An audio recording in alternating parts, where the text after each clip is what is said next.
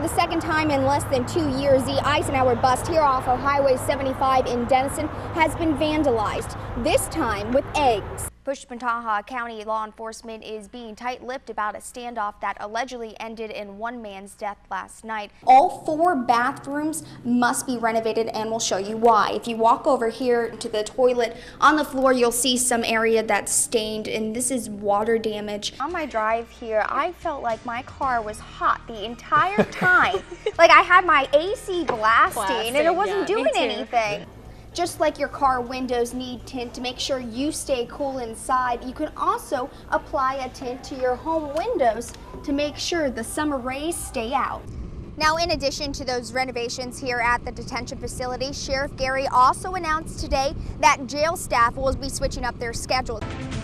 A tornado watch in parts of Oklahoma. Our storm chaser Chris Hare captured this video of the tornadic storm moving from the west. He's been tracking that all day, and he says he's witnessed 5 touchdowns so far.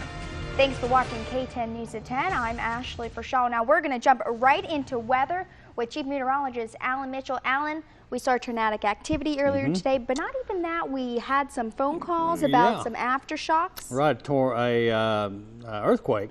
So you're not losing your mind if you were shaking. That's right. All right, thanks, Alan, and we'll talk a little bit more about that later on in the show.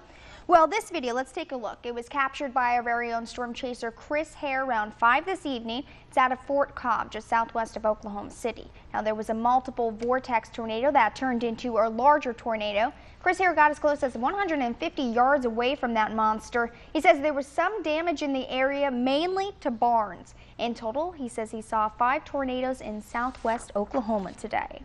And another storm chaser out on the road today got into an accident chasing a funnel cloud in Oklahoma, and it was all caught on camera. Well, a 5.6 magnitude earthquake shook Oklahoma over the weekend. We're still feeling those effects tonight. The quake lasted a minute and left people very shaken up. Deanne Stein has more as homeowners assess that damage. Well, we wanted to know if an earthquake happened right here in Texoma, would emergency officials be prepared?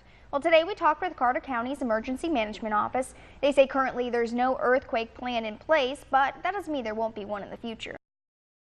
Take a stroll down the laundry detergent aisle and you'll see a new product on store shelves. There are many types now on U.S. store shelves. Procter & Gamble, owner of Tide, is just one company selling these small, colorful cubes that pack a big punch of cleaning power. They're very convenient and they're very easy to use. But they also pose a huge health hazard for curious children. Like any household product, they need to be kept away from inquisitive little hands. These single-dose stain fighters are now making their way into more than just your washing machine.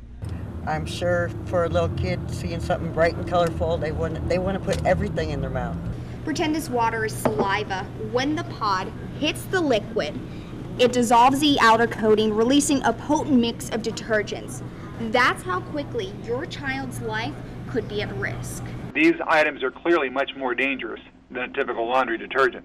Poison control centers nationwide are reporting an increase in calls about children under the age of 5 swallowing these pods. Just this year, Texas statewide has received 57 calls concerning single-dose detergents. Pretty rapid nausea, vomiting, coughing, and difficulty with breathing. And Texas toxicologist Kurt Kleinschmidt says within a matter of minutes, you'll see those symptoms.